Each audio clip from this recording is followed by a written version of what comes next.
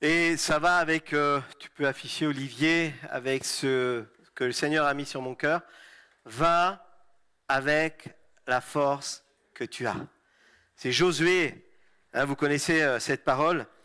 Et cette semaine, on a eu notre soirée de prière mardi soir et on a vu ensemble combien c'est important de prier. Combien c'est important d'entretenir cette relation par la prière. Et j'ai été inspiré à dire, ne prie pas quand il te reste que du temps, mais prie pour le reste du temps. Parce que c'est important, toujours maintenir cette prière. Et dans EB Saint-Malo, alors si vous entendez EB Saint-Malo, c'est l'église ici, hein, église baptiste. EB n'est pas une organisation, mais un organe qui bat, un cœur qui bat. Et on veut avoir ce cœur, le cœur de cette église qui bat au rythme du cœur de Dieu. C'est notre prière cette année, qu'on ait un cœur qui batte au rythme du cœur de Dieu. Vous savez, le Seigneur a permis que cette église se crée il y a plus de 40 ans maintenant. Et on est passé par des moments faciles, des moments plus difficiles, des joies, des peines. Mais il y a quelque chose de précieux dans ce terme d'église, c'est l'épouse. Et le Seigneur reviendra chercher l'épouse unie. Il n'est pas venu pour avoir des petites copines.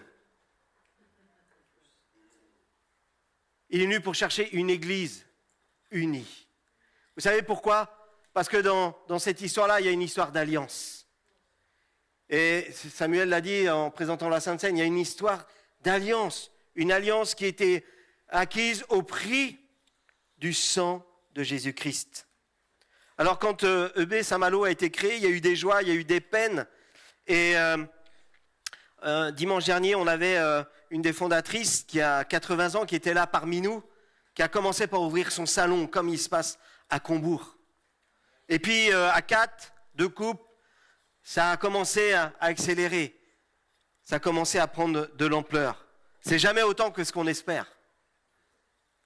Mais le Seigneur nous dit quand même de préparer nos cœurs pour élargir l'espace de notre tente. De garder toujours cette vision, de vouloir élargir l'espace de notre tente. La vision, elle n'a pas changé et on ne l'a pas révolutionnée. C'est quoi ? La vision d'une église, c'est un cœur pour les âmes. C'est un cœur pour ceux qui se perdent. C'est toujours être prêt pour recevoir celui qui n'est pas comme moi, celui qui sent pas bon, celui qui parle trop fort, celui qui... Mais avoir les bras grands ouverts pour l'accueillir.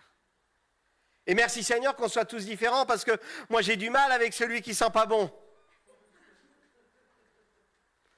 Mais j'ai toujours vu un frère à côté de moi que ça ne dérangeait pas.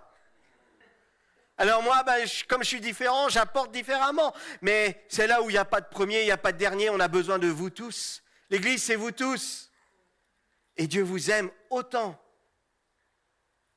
les uns les autres. Alors, on a ce fameux up, humilité, unité, esprit de prière, et on est tenté de rajouter un E pour entourer, pour envoyer, pour édifier.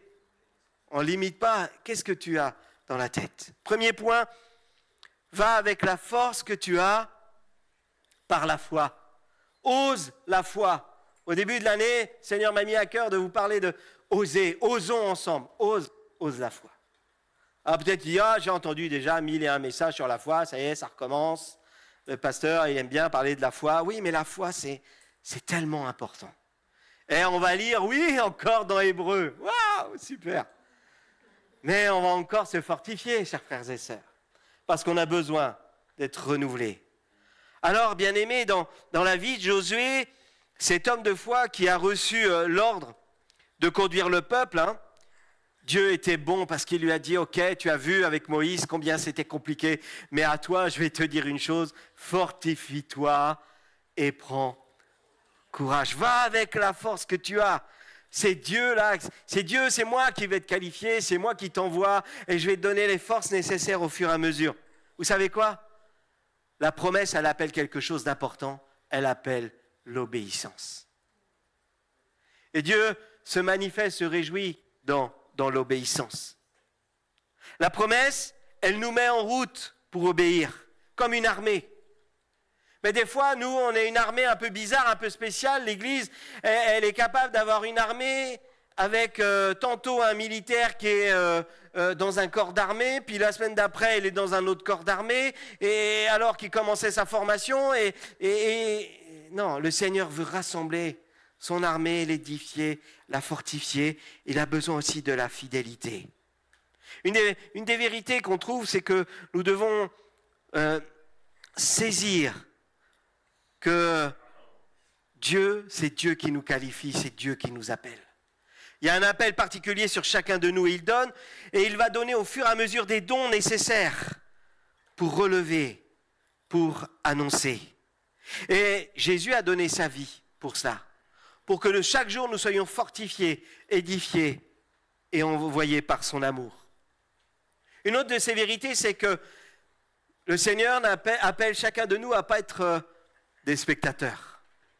Il ne nous appelle pas à être des spectateurs, mais seulement des acteurs. Pas au sens, comprenez bien, hein, on n'est pas dans un film, mais acteurs de ce que Dieu nous appelle à faire. Dans notre marche avec Dieu. Souvent, je vois des spectateurs, des chrétiens qui sont là, qui disent « Bon, la louange, allez, 8 sur 10 ce matin. » C'est bien, hein, une bonne note. Puis des fois, 3 sur 10. L'évangélisation, là, dans cette église-là, 2 sur 10. L'autre, 8 sur 10. L'accueil, l'accueil, allez, 5,5. Non, il ne nous a jamais appelés à être sur le bord du chemin, à donner des notes. Jamais. Il nous a appelés à être à son service et à faire monter les scores. Même pas. Confiance et engagement. Lorsque nous agissons avec foi, nous découvrons que Dieu pourvoit à nos besoins, qu'il nous renouvelle et il nous transforme. Alors, il n'y a pas de premier, il n'y a pas de dernier. Ayons un cœur pour servir, pour tous être impliqués. On va lire Hébreux 11 au verset 1. Hébreux 11, on va lire quelques versets. « Or, la foi est une ferme assurance des choses qu'on espère, une démonstration de celles qu'on ne voit pas. Pour l'avoir possédée, les anciens ont obtenu un témoignage favorable. C'est par la foi que nous reconnaissons que le monde a été formé par la parole de Dieu, en sorte que ce qu'on voit n'a pas été fait de choses visibles. C'est par la foi qu'Abel offrit à Dieu un sacrifice plus excellent que celui de Caïn. C'est par elle qu'il fut déclaré juste, Dieu approuvant ses offrandes. Et c'est par elle qu'il parle encore, quoique mort. C'est par la foi qu'Enoch fut enlevé, pour qu'il ne vit point la mort, et qu'il ne parut plus parce que Dieu l'avait enlevé. Car avant son enlèvement, il avait reçu le témoignage qui était agréable à Dieu. Or, sans la foi, et retenez bien cela, or, sans la foi, il est impossible de lui être agréable. Car il faut que celui qui s'approche de Dieu croie que Dieu existe et qu'il est le rémunérateur de ceux qui le cherchent. C'est par la foi que Noé, divinement averti des choses qu'on ne voyait pas encore, et saisi d'une crainte respectueuse, construisit une arche pour sauver sa famille. C'est par elle qu'il condamna le monde et devint héritier de la justice qui s'obtient par la foi. C'est par la foi qu'Abraham, lors de sa vocation, obéit et partit pour un lieu qu'il devait recevoir en héritage, et qu'il partit sans savoir où il allait. C'est par la foi qu'il vint s'établir dans la terre promise, comme une terre étrangère, habitant sous des tentes, ainsi qu'Isaac et Jacob, les co-héritiers de la même promesse. Car ils attendaient la cité qui a de solides fondements, celle dont Dieu est l'architecte et le constructeur.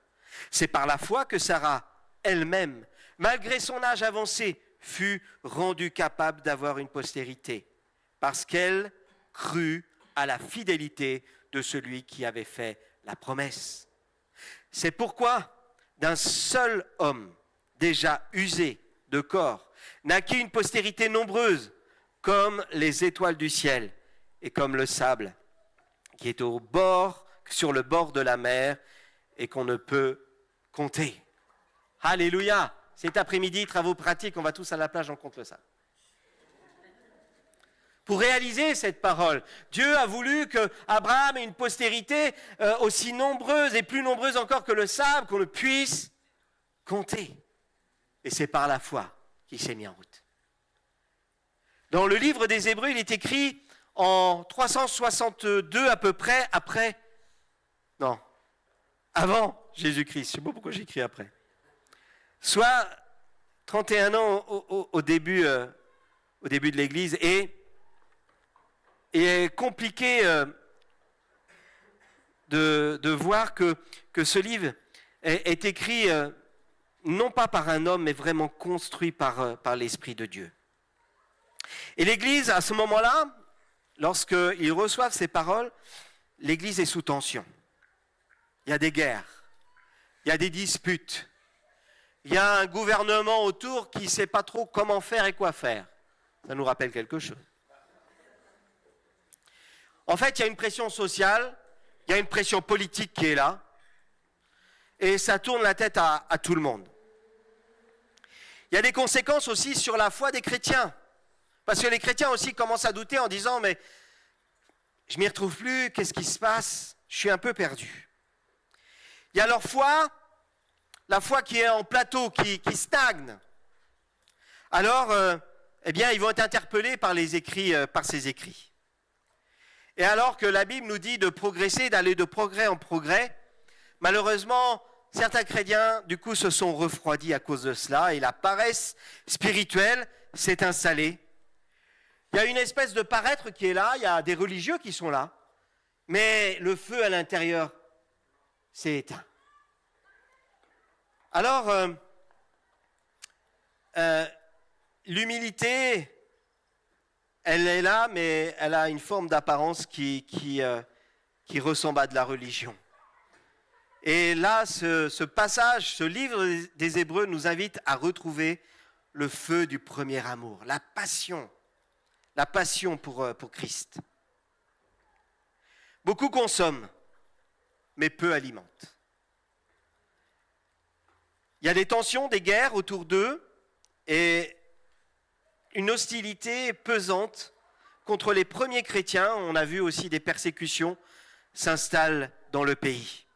Et ô combien par le monde aussi nous voyons ça aujourd'hui, des tensions s'installent. Le Seigneur veut nous dire dans ce passage qu'il est au-dessus de tout. En dépit des temps et des circonstances, apprends à dire que Jésus est au-dessus de tout. Hébreux 4 au verset 14 nous dit ainsi, puisque nous avons un grand souverain sacrificateur qui a traversé les cieux, Jésus le Fils de Dieu, demeurons fermes dans la foi que nous professons. Car nous n'avons pas un souverain sacrificateur qui ne puisse compatir à nos faiblesses. Au contraire, il a été tenté comme nous en toutes choses, sans commettre de péché.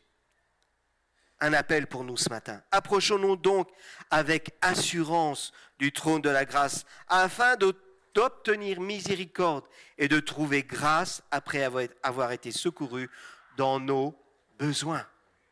Jésus est au-dessus de tout, supérieur à la loi de Moïse, supérieur aux anciennes alliances, supérieur aux anges, aux prophètes, à la tradition des souverains sacrificateurs. Il est le grand souverain sacrificateur. Il est au-dessus de tout. Et Jésus est l'empreinte de la présence du Père, de son amour parfait, représenté sur terre, et au-dessus de tout, même aujourd'hui, dans la période où nous sommes. Ce Jésus, il est sensible à nos souffrances. Il est au-dessus de tout. Ce Jésus, il compatit à ta peine. Ce Jésus, il a compassion de ce peuple qui erre sans savoir où aller. Ce Jésus offre sa vie pour toi. Il t'aime. Il a été malmené, maltraité pour que tu sois racheté, sauvé à grand prix. Pour venir à notre secours, lui qui a été tenté en toutes choses, comme nous. La tentation est là. Le péché est là. Le diable il nous est dit qu'il rôde comme un lion pour venir nous dévorer. Le pécheur connaît et il sait qu'il pêche. Et c'est pas la peine de taper sur sa tête en disant tu pêches, c'est pas bien, tout ça. Non, ce qu'il a besoin, c'est de la rencontre. Il a besoin d'une rencontre particulière avec le Seigneur. C'est lui qui convainc de péché, de justice et de jugement. C'est lui qui te libère de toutes les tentations. C'est lui qui remporte la victoire pour toi. Lorsque tu es dans les addictions, viens à lui et il fera tomber les chaînes. Amen. Aie de l'audace pour t'approcher de Dieu. Lui, il veut t'accueillir auprès de son trône de la grâce. Il fait miséricorde à tous ceux qui le reconnaissent comme Seigneur et Sauveur. Il efface notre dette. Viens, viens. Alors ce matin, je veux dire au Seigneur, je viens. Je viens avec foi. Ce matin, alors que je suis là, je vous déclare qui est le Seigneur et le Sauveur. Alléluia. Il est lent à la colère, riche en bonté. Ça vaut la peine de confier notre vie et d'avoir la foi qu'il va être là en tout temps. Alors que je vous déclare qui est le Seigneur, est-ce que tu veux déclarer par un amen ce que je vais te dire ce matin de sa part? On va commencer par dire amen. Ouais, c'est bon. Jésus, notre suprême ami, est sensible à ton cœur. Amen. Notre Jésus, il est à la fois conquérant, mais il est aussi compatissant. Oh, il y a 3 amen. Notre Jésus, il est à la fois glorieux, et il t'accorde aussi sa grâce. Notre Jésus, il a toute autorité, mais on peut s'approcher de lui sans crainte. Alléluia. Notre Jésus, il est souverain, mais il vient et il vient encore. Alléluia. Notre Jésus, il est notre secours. Alléluia. Et Thierry, il est un frère. Amen. Car le secours nous vient de l'Éternel qui a fait les cieux et la terre. Amen. Nous lui devons tout. Alors que nos amens ne soient pas timides, mais qu'on rende gloire au Seigneur jour après jour. 3e point. Écoute bien, c'est pas le moment d'abandonner. Ça n'est pas le moment d'abandonner. Et Loïc a raison, ça n'est jamais le moment d'abandonner. Pourtant, soyons honnêtes, combien de fois on a eu envie de tout abandonner? Moi, des fois, je rêve d'île déserte, sans téléphone, sans email, sans... Vous voyez, là, alors, bien sûr, avec ma femme, mes enfants, mon chien, mon chat. Ce qu'on aime, bien sûr. Mais pas vous? Des fois, on a envie de fuir. Mais la fuite n'est pas la solution. Abandonner n'est jamais la solution. L'épître des Hébreux est écrite pour tenter justement de rattraper des personnes qui avaient dans l'idée de baisser les bras, de quitter leur assemblée, de tout arrêter. Et il est dit clairement dans ce passage, n'abandonnez pas votre assemblée comme il est coutume de certains, au lieu de miser sur l'unité. Au lieu de se retrousser les manches et puis peut-être de vivre le pardon, de vivre la patience, de vivre la bonté au milieu de nous. Hébreux 10, verset 24, veillons les uns sur les autres. Amen, un bon début, hein. Et je veux déclarer que cette année à EB Saint-Malo, on va veiller les uns sur les autres. Alléluia. Quand il y aura des plaies, on va ouvrir des pots de miel et on va mettre du miel et ça va cicatriser et ça va faire du bien et ça va être bénissant. Amen. Veillons les uns sur les autres pour nous exciter à la charité. On va prendre soin des maraudes du cœur, ils viennent régulièrement, ils prennent soin des SDF. On a déjà ouvert ici pour des repas avec les SDF. C'était bon, non? On a mis du miel. Excités à la charité et aux bonnes œuvres. N'abandonnez pas notre assemblée comme c'est la coutume de quelques-uns, mais exhortons-nous réciproquement, et cela d'autant que vous voyez s'approcher le jour. Alléluia, on a cette habitude dans l'église de voir ceux qui disent « Ah, vivement l'église primitive, qu'on y revienne ». Et puis il y a ceux « Vivement qu'on ait l'église finitive ». Et moi je te dis, il y a l'église d'aujourd'hui où le Saint-Esprit agit aujourd'hui. Et le réveil est aujourd'hui parce que le Saint-Esprit est à l'œuvre aujourd'hui. Wouh! J'ai eu un amen. L'Hébreu est écrit, le livre des Hébreux, pour réveiller ceux qui sont tentés de survoler, de regarder, de papillonner. Non, il est là pour dire, mais j'ai besoin de toi. Tu seras celui qui n'abandonnera pas. Je serai avec toi. Hébreux 10, un peu plus loin, versets 36-39. N'abandonnez donc pas votre assurance à laquelle est attachée une grande rémunération. Alléluia, tu cherches la rémunération, mais il est conditionné. N'abandonne pas. Reste, sois fidèle. Car vous avez besoin, tu as besoin de persévérance. Zut, c'est un besoin. Afin qu'après avoir accompli la volonté de Dieu, vous obteniez ce qui vous est promis. Alors, encore un peu de temps. Un peu de temps. Celui qui doit venir viendra. Et il ne tardera pas. Mon juste. Ah, regarde ton voisin, dis, mon juste, hein, c'est toi, c'est moi. Hein. Mon juste vivra par la foi. Attention, Pierre-Yves là, il aime bien les petits mots. Mais, s'il se retire, il y a des choses qui sont conditionnées. Mais, s'il se retire, mon âme ne prend pas plaisir en lui. Nous ne sommes pas de ceux qui se retirent. On peut le dire ensemble. Nous ne sommes pas de ceux, AEB Saint-Malo, qui se retirent pour se perdre, mais de ceux qui ont la foi pour sauver leur âme. Alléluia. La question centrale, question cruciale, est-ce que Dieu prend plaisir ce matin ?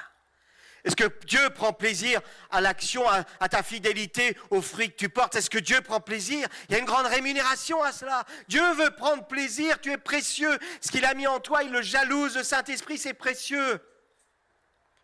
C'est pas fait pour n'importe quoi. Le juste vivra par la foi. Habakkuk nous dit même, le juste vivra par sa foi. Parce qu'il la met en route, il la met en action, il n'est pas là... sur le bord du chemin, 3 sur 10. Non, il est en action. Quand il manque quelque chose, j'y vais. L'accueil, il manque, j'y vais. Le ménage, j'y vais. L'évangélisation, il manque, j'y vais. Il y a une grande rémunération.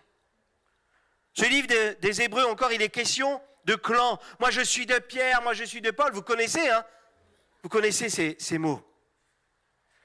On sort. Ce qu'il y a de formidable, c'est que... Ce livre des Hébreux, les théologiens cherchent encore qui l'a écrit. Qui a écrit le livre des Hébreux ? On ne sait pas. Il y a quelque chose de formidable parce que là, du coup, on ne peut pas dire « ouais, mais c'est Paul, ouais, mais c'est Pierre ». Non, c'est l'inspiration de Dieu lui-même qui parle à son peuple encore aujourd'hui. Il nous parle en nous disant « moi, je veux une relation forte avec toi. Forte, puissante. Ce n'est pas d'intelligence artificielle que je veux, c'est d'intelligence spirituelle. C'est les choses réelles que je veux vivre avec toi. Je veux ton cœur fondé sur le roc, tu vas voir, fais-moi confiance et la tempête va venir, les obstacles seront là, parce que c'est la réalité de la vie, mais je serai avec toi et tu remporteras les victoires. Alléluia. Une relation avec toi.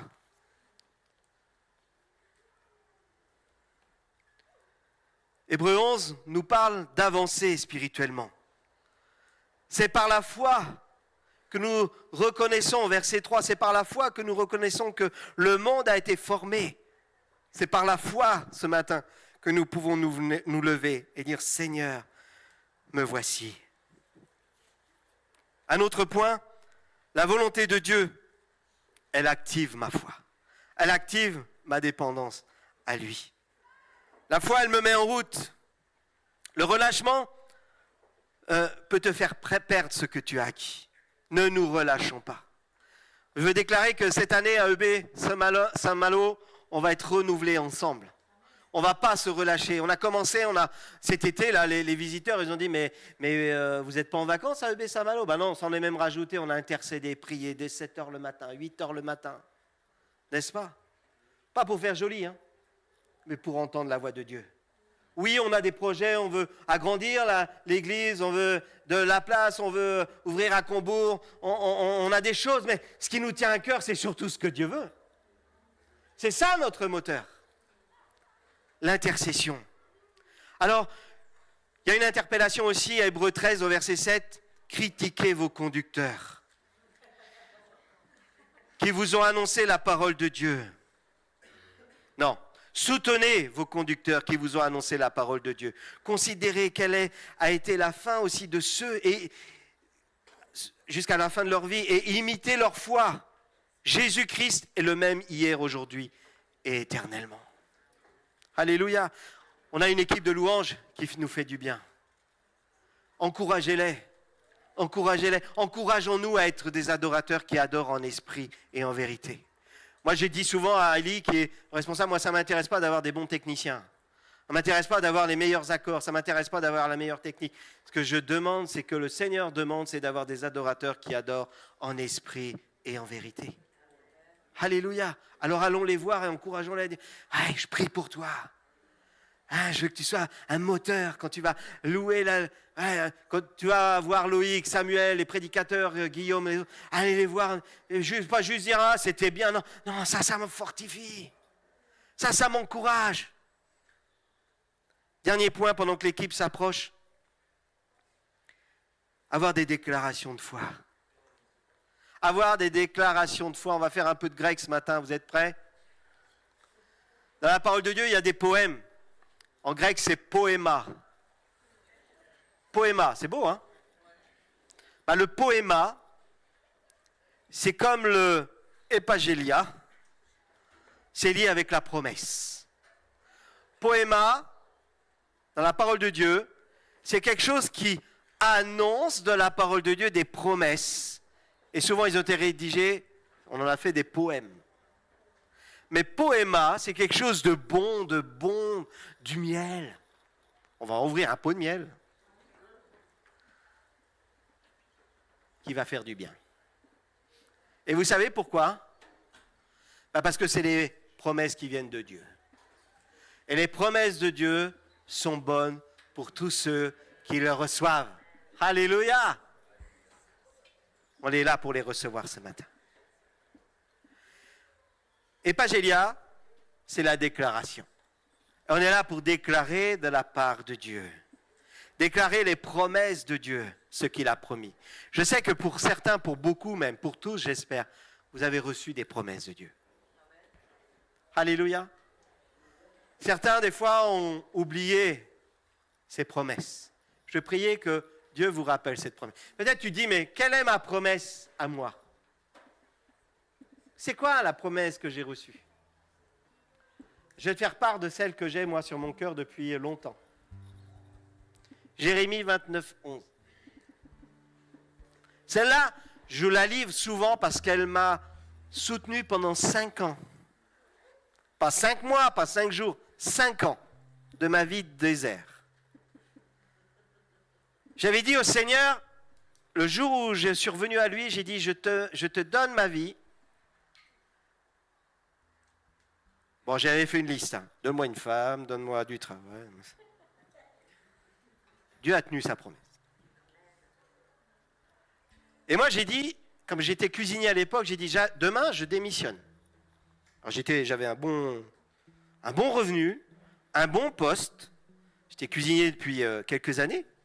Et j'avais fait dans les étoilés, donc il n'y avait pas de souci pour trouver du travail. Le dimanche matin, il faut savoir que j'avais choisi la cuisine pour ne plus venir à l'église. Parce que mes parents m'emmenaient à l'église et vraiment j'étais troublé, ça ne me plaisait pas, j'étais puis adolescent, la rébellion, tout ça. Et j'avais regardé à Saint-Malo, je dis, oh les cuisiniers, ils n'ont plus d'excuses pour aller à l'église, ils peuvent pas y aller. J'ai choisi ce métier-là pour ça. Et ça a été la descente. C'est là où vraiment un esprit dépressif et jusqu'à vouloir mourir Je voulais mourir plus que de vivre à ce moment-là. Je travaillais à la Richardet à l'époque, donc pendant 2 ans. Tous les jours, j'ai eu envie de me mettre dans le barrage, surtout quand les hélices tournaient. C'est vrai, hein? Et je pleurais. J'avais un scooter à l'époque, certains s'en souviennent. Et il y avait autant de larmes que mon visage dans le casque. Enfin, vous voyez, je ne voyais plus rien. Et un jour, je fais court, hein, mais un jour, j'ai Alain qui arrive, qui me casse les pieds avec sa louange. Il habite au-dessus de chez nous, l'appartement, et puis en dessous, non, en dessous. Et puis il me dit, non, mais tu devrais revenir, tu devrais venir. Il y a une église là qui n'est pas comme l'autre. Désolé de parler comme ça, mais ça m'avait tellement blessé que j'étais en colère, mais je ne savais même pas après quoi. Puis j'avais perdu mon petit frère, enfin bon, voilà. Des choses qui étaient des blessures ouvertes. Il n'y avait pas encore eu ce miel, ce baume. J'avais pas encore autorisé à Dieu à poser ce miel sur ses blessures. Est-ce que tu es prêt ce matin à autoriser Dieu à mettre ce miel? À dire, j'ai la foi que tu vas faire la différence. Alors ça m'a emmené dans l'alcool. J'avoue tout ce matin. Les joints. On était malins, on allait dans les rochers, parce qu'on savait très bien que les policiers ne pouvaient pas nous courir après dans les rochers. Hein. Et les rochers à Saint-Malo. Mais une tristesse à l'intérieur. Même l'alcool, antidépresseur, même les joints, euphorisants, n'avaient qu'un effet instantané. Mais le lendemain, je retrouvais mes mêmes valises avec ma même peine et ma même envie de mourir. Un jour, je suis appelé à aller où est l'église. Je savais que c'était fermé, mais dans mes larmes, j'y vais. Parce qu'il fallait que j'y aille. Et puis je me retrouve là, dans cette rue. Il n'y a pas de miroir, mais j'ai vu, il y avait un miroir devant moi. Et j'ai vu un pauvre mec. Excusez-moi de parler comme ça, mais c'est comme ça que je me suis vu. Et cette voix qui me dit, mais moi je t'aime. Alors j'ai fait ce deal avec Dieu. J'ai dit, ok, je reviens. Je veux ci, je veux ça, Oh. J'étais gâté. Dieu a tenu sa promesse. Alors le lendemain, je vais démissionner. On me dit, t'es fou? Ouais, mais moi, ça y est, ma vie maintenant, elle est mise à part. Je ne serai pas de ceux qui vont fuir. Je l'ai fait dans ma vie. Je n'en veux plus. Je serai de ceux qui feront alliance avec Dieu. Dieu a tenu sa promesse. Il a répondu. Alors ça n'a pas été facile. On m'a dit, puisque vous démissionnez à la NPE, vous allez faire du bénévolat à Carrefour. J'ai dit, ok. Au revoir. Je vais me débrouiller. Quelques mois après, il y a eu de la formation. Puis après, on m'a dit, j'ai fait une formation accélérée en vente. J'ai vendu des costumes, j'ai vendu des robes de mariée. C'était formidable. Intramuros. Bingo, la bonne idée d'Intramuros, c'est de dire, bon, maintenant on ouvre le dimanche. Hein. Oh, j'ai dit, Seigneur. Bon, je redémissionne. Il m'a dit, vous êtes fous. Il y a une chanson, oh oui. Alors j'ai redémissionné. Puis là, notre fils est arrivé. Il dit, dis donc. T'as un fils qui arrive et puis tu démissionnes. Déjà, les salaires n'étaient pas lourds. Alors, je me suis retrouvé à l'usine. À faire les 2-8, à faire les 3-8. Et là, j'étais là. Tu m'as oublié, Seigneur, ou quoi? Un jour, j'ouvre ma Bible, Jérémie 29:11. J'ai pour toi un avenir et de l'espérance. Des projets de paix et non de malheur. Croyez-le ou non, mais pendant 5 ans, je n'ai pu lire que ce passage. J'ai essayé d'aller dans l'Ancien Testament. J'ai essayé d'aller dans le Nouveau Testament. Jérémie 29:11. Jusque ça passe de là à là. Alors la foi a grandi. Ma foi a grandi. Parce que là, j'ai découvert qu'il y a des temps, il y a des circonstances. Mais Dieu demeure éternellement. Dans ces moments-là, il m'a dit une chose. toi, sois présent. Sois là, je vais répondre à ton attente. Il a répondu 5 ans après. On va à un mariage dans les Landes. Je venais juste de déposer mon CV à l'hôpital de Saint-Malo. Parce que ma femme me dit, jusqu'à quand tu vas gémir, Jérémie? Parce que je rentrais, c'est vrai, je grognais beaucoup, pardon. J'en ai marre, ce boulot. Elle dit, mais jusqu'à quand tu vas, sois précis dans tes prières. J'ai une femme de prière. Et ce jour-là, j'ai dit, bon Seigneur, je regarde l'heure. Oh là, j'ai dépassé. Et elle me dit, mets-toi en marche, prie. Et je dis, à la fin de l'année, je veux du boulot. Le Seigneur a répondu. Le Seigneur est bon. Je m'arrête là. Pour vous dire que, rappelons-nous que la foi ne dépend pas des temps et des circonstances. Elle enclenche la fidélité. Elle enclenche la persévérance. Elle enclenche cet abri auprès du Père. J'ai prié, j'ai dit, oh Seigneur, ta volonté, pas la mienne. J'ai dû demander pardon au Seigneur. Parce que combien de fois j'ai fait cette prière et puis en tournant les talons, j'ai fait ma volonté. Et le Seigneur m'a dit, mais j'ai pas le temps de te donner ma volonté, tu es déjà parti à faire la tienne. Après tu gémis, tu dis, Seigneur, tu m'as abandonné. Combien de fois j'étais préoccupé par des réalités naturelles ou humaines plutôt que des réalités spirituelles.